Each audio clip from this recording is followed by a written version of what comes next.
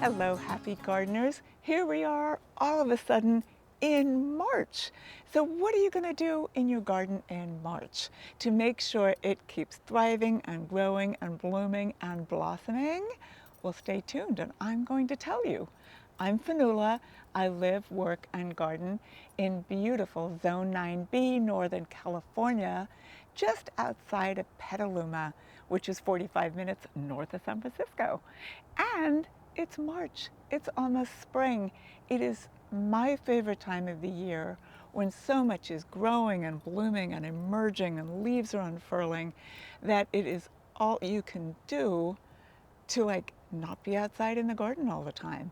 But there are specific chores you do have to do to make sure your garden keeps thriving and growing and blooming. And there's lots of fun plants that you can plant right now, and there's seeds that you should be starting indoors too. So stay tuned, follow along, let's get going, and you'll find out exactly what you need to do in your garden right now in March. Okay, so we're going to start with camellias. In March, it's a great time to buy a camellia. A lot of the japonicas are still blooming. You can check them out, have a look at what gorgeous blossoms you're going to have forevermore, basically, because camellias are very, very long-lived plants. So it's a fabulous time to actually purchase one. But if you've got one of the varieties that's already finished blooming, this is the time that you're going to want to both prune it and feed it. Even the camellias you have in your garden right now that are blooming, it's a great time to feed it, but you don't want to prune those guys quite yet because they're still doing the whole bloom thing. So, number one on your list, feed your camellias. Number two on your camellia list, prune them if they've finished blooming. And then you keep your eye on the blooming ones to get right in there and prune them when they're done blooming, if you need to. One of the great things about camellias, you don't have to prune them. They're going to thrive and grow and be gorgeous one way or the other. But some of us has them of foundation plants or espaliered, or they need pruning. Wait till after they finish blooming and do your pruning then. Do you know what else you're going to want to feed right now? You're going to want to feed all of your summer blooming perennials that are just emerging, they're just leafing out. The buds probably aren't even on them yet, but things like yarrow and penstemon, everything that's just beginning to bulk up, they're going to want some food. Best kind of fertilizer to use, I generally recommend organic wherever you can possibly go with organic. Use organic food and feed those perennials, but also you're going to want to feed your roses. They've just leafed out, the buds are beginning to happen, and it is time to feed your roses to get them off to a great, great start and to get all those blooms that you're really hoping for come summertime. So container roses, for sure start with them. Just remember, they are trapped in a container with the soil and the nutrients that you have to give them. So start by feeding your container roses and then move on to your landscape roses. Let me show you how to do that. Grab yourself a dibble and grab your favorite rose fertilizer. I love the granular types. I love the time release types because it makes my life so much simpler. There's so many formulas out there with alfalfa meal and Epsom salts. Excuse me. And if you like doing alfalfa or Epsom salts, this is the time to do it. Go ahead and do it. But if you want to make your life a little bit simpler, get a time release fertilizer like this one that has everything in it already. So this is what I do. Nice, big, established Sally Holmes rose here. Dibble 5 places, pour the food in. Come watch. I'll move the mulch away a little bit. I will poke a nice deep hole. I go down about 2 inches, 3 inches maybe, and then I fill that hole up with the fertilizer. I fill it almost to the top, tamp it down a little bit, pile the dirt up over it, squash that down, and put the mulch right back. And then I do that all around the root system. This rose, I can't go to the back of it because we got this little retaining wall built, but I will poke 4 other holes around the front of it. And that's how I'm going to feed the roses. And I do that with all my roses this time of year. At home, I've got about 90 of them. Takes a few days. Continuing with feeding, here's what else you're going to want to feed right now. Great time to start feeding those citrus trees. Now your Meyer lemons probably have lemons all over them, but feed it anyway. Do it the same way I just showed you to feed roses. You're going to do the same with your citrus trees, and then blueberries. Now's when you want to feed your blueberries. Blueberries love acid soil. And they do great here in Zone 9B as long as you pick the right type and as long as you give them a little bit of afternoon shade. But I can't emphasize enough how much they love acid fertilizer. They love acid soil. They love to be fertilized regularly with acidic fertilizer. So if you're just starting out with blueberries, plant them straight in an acid mix. Here we've got this great azalea mix, perfect for azaleas, rhodies, and blueberries. So it's really, really ideal to get them started in that acid mix. You can use it as an amendment for your regular soil if you're planting them straight in the ground, or you can also use that acid mix to plant them straight in. You know, find a nice big pot or a half wine barrel and then plant your blueberry straight in that azalea mix. But if you've already got them established and there they are, now's the time to give them a really great boost with some acid fertilizer. March is when you're going to start seeing the Ceanothus blooming. Ceanothus, it's also called California lilac or wild lilac for some strange reason, because it's not really in the lilac family, not at all in the lilac family, but it is kind of purpley blue, so we'll give it that. But Ceanothus is an amazing plant. Like the original wild California native Ceanothus get big and rangy. Most of them, some are low and ground covery, but the hybridized versions, totally spectacular. I'm going to draw your attention to this guy. This is Ceanothus Dark Star, one of my absolute favorites. I love the tiny leaves. I love the deep blue foliage. And one of the fabulous things about Ceanothus is that native butterflies even love the hybrids. So it's a great source of nectar for the native bees, the native butterflies. It is really easy to grow. And like I said before, the hybrids that have been created over the years are absolutely spectacular. So it's technically called a nativar because it's a cultivar of an originally native plant. There's so many available. But where I was going with all of this is it's a great time to pick one out because they are blooming right now. So you get to see what color blooms you're going to get. And the thing about these Ceanothus, there are some that bloom a gorgeous pale blue, all the way up to the deep dark blue of this one, and a little bit further. There's also ground cover versions. There's also tree versions. There is a Ceanothus for almost every gardening situation. Some of them grow as ground covers. Some of them, such as Ray Hartman, grow into a 15-foot to 20-foot tall tree. And the flowers are all sorts of colors. So there's a Ceanothus for every garden situation. You should have finished your pruning of all your fruit trees and your roses by now. Most of them are leafing out, budding up. So hopefully you've finished everything in that particular department. But if you haven't, and you're seeing crossed branches or other kind of growths that could end up causing problems down the line, go ahead and do it. As for spraying too, you don't want to be spraying anything that's got buds on or leaves on already. Don't do that either. But do keep an eye on your roses.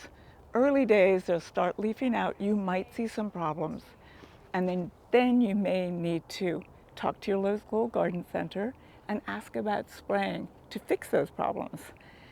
My first instinct is to let the rose bush figure it out itself.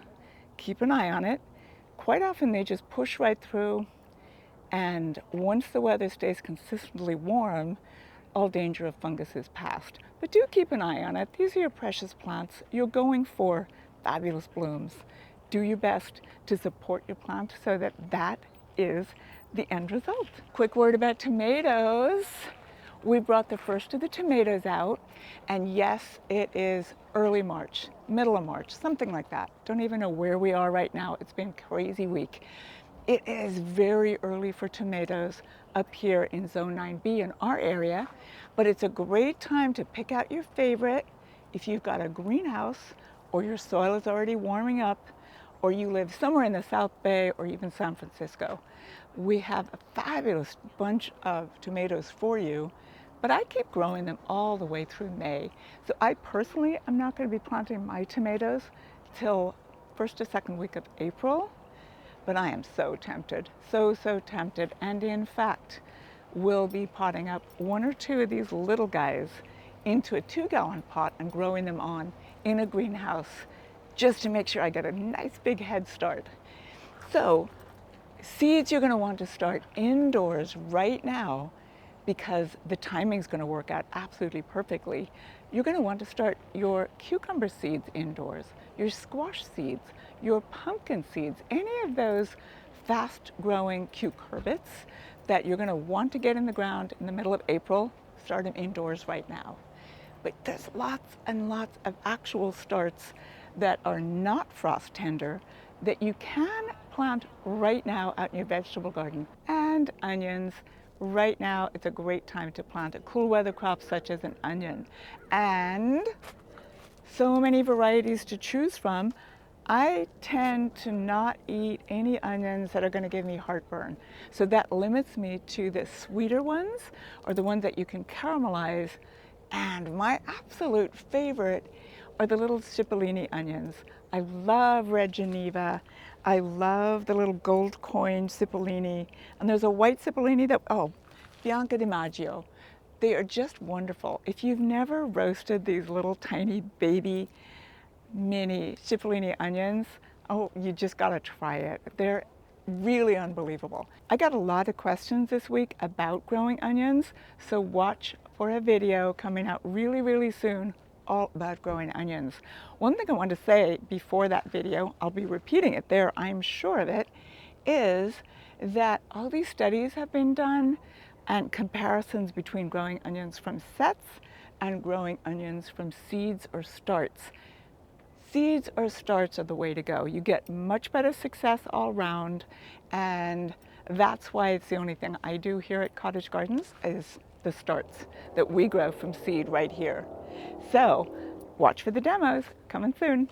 A fabulous perennial vegetable to plant right now is an artichoke, of course, but another one I really want to show you is this perennial kale or perennial brassica. Basically, it is a tree kale or a tree collard, and this particular one is Richmond's Pride, which is gorgeous. I mean, it's got purple leaves, it grows in a perennial way, gets really tall, and you can just take off a leaf or two anytime you want to. That's kind of hard though, because it is a gorgeous plant when you've got it really nice and big and you don't really want to spoil the look of it, but you need to do it anyway. Pop one of these in the back of the vegetable border because they get big and tall, and you're going to have it for a long time. Really great time to plant, and in fact the perfect time to plant your dahlia tubers, gladiolus, and any of the other cool bulbs and tubers that you can find right now at your garden center. Seeds you're going to want to plant. Let's go check those out. You're going to want to start planting those summer annuals that we all love, such as sunflowers and zinnias and marigolds and nasturtiums. Right here, right now, here in Northern California, we're not going to get frost anymore. Our last average frost date seems to have changed a bit, so I am really confident to start planting sunflowers right now. So any of those summer bloomers that you absolutely adore, start planting them now. You can start now and do more in 2 weeks, more in 4 weeks, to have an absolutely continual supply of gorgeous summer blooms all summer long. Start thinking about all the wonderful summer blooming perennials that you can add to your sunny borders right now. Make sure you've prepped your soil, make sure you've got your irrigation in place, because we're just off a pretty wet winter, but today is balmy. positively balmy. So I'm going to go out and hand water this evening and think about turning my irrigation on fairly soon. So yeah, March is a fabulous time to be in Northern California and to be a gardener. There's so many wonderful things. One thing I'm doing in my garden, actually, I'll pause right this second. One thing I'm doing in my garden is suffering from allergies already. So pay attention to that. I hate wearing a mask in the garden, but it might be time to go update my allergy medications.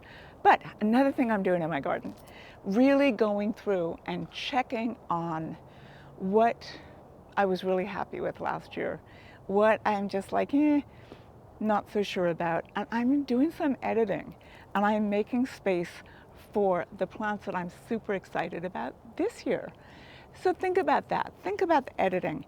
And if you do pull something out, make sure you really, really refresh that soil, get it all full of nutrients again, so that whatever you're excited about this year is going to get off to a fabulous start. Okay, everybody, I hope you really enjoyed that video. Drop me a comment if you have any questions about what you ought to be doing in your garden in March. And forgive me for all of this, but I grabbed this Camellia because it's just so elegant and luscious. I grabbed this Petalum, or Chinese fringe flower, because I absolutely adore the fact that it's blooming right now, and the contrast between the super dark foliage and the beautiful little fringy flowers. My point being, it is spring. It feels amazing. It is so many gorgeous blooms outside in the garden that it's the best time to be outside here in Northern California. And I want to encourage you all, go outside in your garden, see what's happening, and drop me a line. Let me know what's going on and what are you most excited about in your garden. But even more than that, what are you thinking of adding this year? What are you thinking of adding? I'm going to go back out to my yard, really do that editing I was talking about, and I have a pretty good idea of what I'm adding. However, I could change my mind, because look, honestly. So, hope you have a fabulous week. I will see you next time, but in the meantime, you want to find me, you can find me on Facebook or Instagram. Like my videos, share them with your friends, and have a wonderful week. Bye, everybody. Happy gardening.